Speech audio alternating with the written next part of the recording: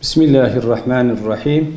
Siirt Umut Kervanı Derneği olarak Kadir Gecesi'nin hayır ve sevabına nail olmak için bugün yetim, muhtaç ve mülteci olan kardeşlerimize gıda, et ve ayakkabı dağıtımı yaptık.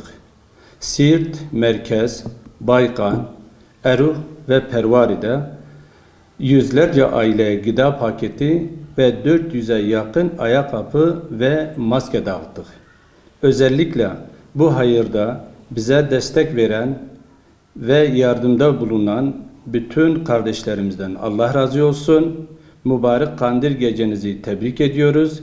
Bütün İslam alemine sağlık ve barış getirmesini Rabbimizden niyaz ediyoruz.